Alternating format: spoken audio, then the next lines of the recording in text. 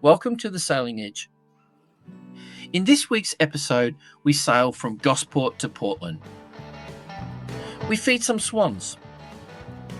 We see a ship close up. And you'll hear all about my first journey here on the Sailing Edge.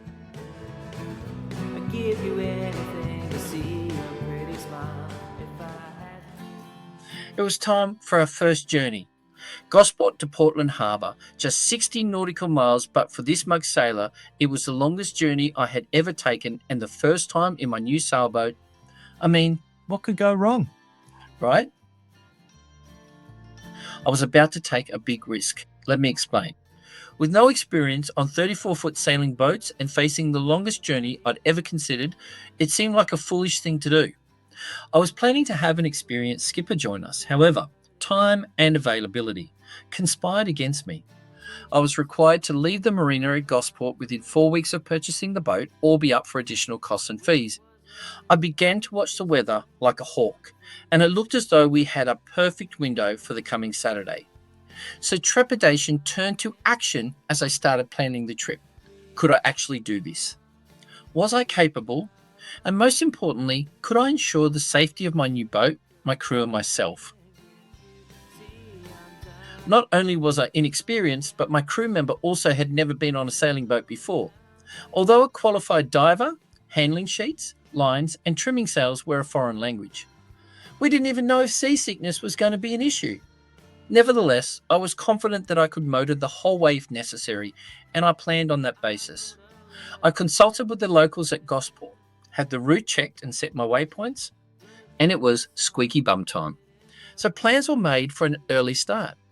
A pre-start walk around the boat was effected, with interesting bits pointed out and lines picked up, moved and adjusted for no reason whatsoever. If showing your inexperience and incompetence was an Olympic event, I was surely sitting in the gold medal position.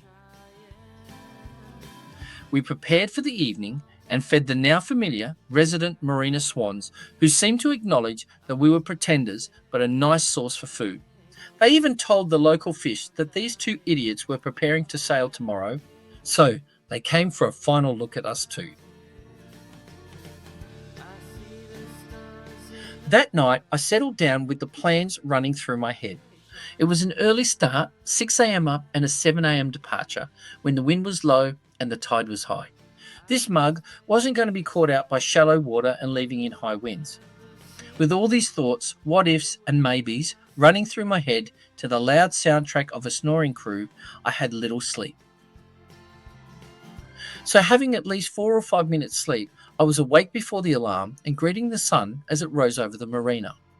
To my delight, it was still with hardly any wind and was right on slack water. I set about to set the mooring lines so we could slip them and leave smoothly. After a bit of direction to my sleepy crew, I started the engine, set the halyard on the main, and generally looked around pretending I knew what I was on about. I had the plan to release the bow lines, slip the stern, and then slowly back off on the spring to a gentle slow turn in reverse. Brilliant plan!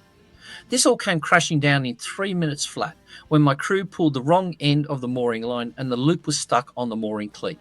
Talk about a pair of mugs! I am sure the swans were watching and giggling to themselves at the spectacle of two novice sailors in the early morning light. Sorting out our little faux pas, with my heart pounding, I dropped her into gear, and just like clockwork, she started to come off the dock, and I slipped the stern line, and into reverse we went. Slowly we gained momentum, and she exited beautifully from the dock with her bow coming around nicely.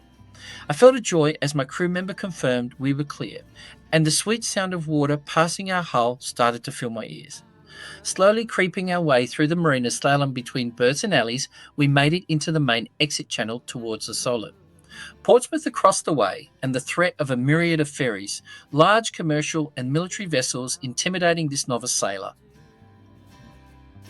As we started to clumsily remove and stow our fenders, I slipped her into neutral and was caught on the port side of the channel as the police launch entered the main entrance to the marina.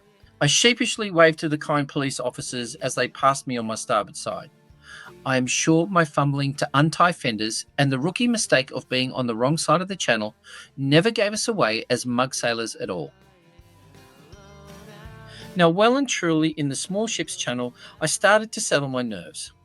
I was only darting and twisting my head around every 3 seconds instead of every second, acutely aware that I saw a rather large Isle of Wight ferry behind us, and that somewhere up ahead I would soon encounter her sister ship. Portsmouth is a very large natural harbour, almost completely landlocked except for the narrow entrance, with the approaches well sheltered by the Isle of Wight. It is home to almost two-thirds of the Royal Navy's surface ships, including the flagship aircraft carriers HMS Queen Elizabeth and HMS Prince of Wales, and of course the busy Portsmouth International Port. Was I intimidated? I quickly squeaked like a mouse with a firm yes. So then it was a case of following the channel markers out to the Spitbank fort as we needed to turn to starboard at the buoys. Seeing the fort ahead and a couple of red buoys wondering, was it the first or second buoy we turn at? Quickly glancing at the chart plotter, it was confirmed as the one in front of me right now. Turning slightly quicker than I planned, we headed parallel to the Isle of Wight on the port side and the mainland on starboard. Now panic hit me as I knew this was the shallow area that I would have to navigate. Eyes watching the depth sounder and head spinning, trying to make sure I had the right heading. 5 metres, then 4 metres. Yikes! Was I going to beach her on a sandbank on my very first journey? Just as my fears heightened, they subsided when the depth started to increase and became steady at 12 metres. With my heartbeat coming under control, I was then able to admire the beauty of the Solent in all her glory on a magnificent late summer day. I stuck to the well-known traffic route, but as you can imagine, this also meant that it was the main ferry route as well. Looking ahead, I could see some rather large ships that were steaming way faster than I was. Taking a wide berth, I managed to pass on the wrong side again. Talk about a mug sailor?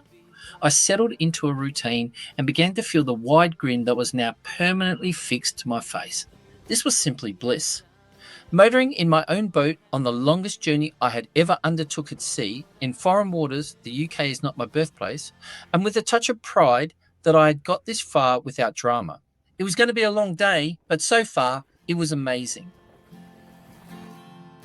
Looking forward and ahead, I could see the next big panic point on my journey. The red funnel ferries crossing the channel, and as my luck would have it, I could see a fast-moving ferry on my port side. So I figured discretion was required. I knocked her into neutral and waited for the red funnel ferry to cross my bow. The video looks like I had plenty of room, even though at the time I felt it was too close. I had no radio warning from the ferry, so I felt smug that I was in control and a courteous, if not mug, sailor. No sooner had I seen off the ferry a rather large container ship come bearing down on me. I didn't have enough time or speed to pass to port, so you guessed it. Passed on the wrong side again!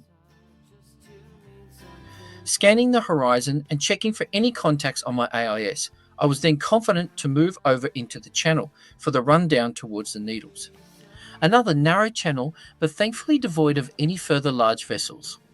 It was pleasure craft, sailing boats and a much faster catamaran that scooted past me under full sail. It was time to raise the Genoa.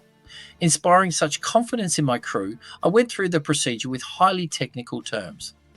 When I pull that black line, you hold it steady on course and keep the tension on this bit here. Got it? No, and I don't blame them. I barely knew what was going to happen, so swallowing all sense of caution, I unfurled the Genoa and she filled beautifully, trimming the lines, and with that, we were sailing. She settled down, the helm responsive and light, and a calm quiet as we kept on course with her slipping through the water at a steady 6 knots. I was quietly chuffed at the speed with just a Genoa. I was comfortable under the one sail, and I wasn't going to push my luck for another 1 or 2 knots by hoisting the main. So we settled down for the run and got comfortable. Of course, I know now that I had a tighter run going my way, so the extra speed was mainly a strong current. Nevertheless, it was a perfect run down the coast of the Isle of Wight, and the views were amazing heading down to the Needles. I was indeed very smug.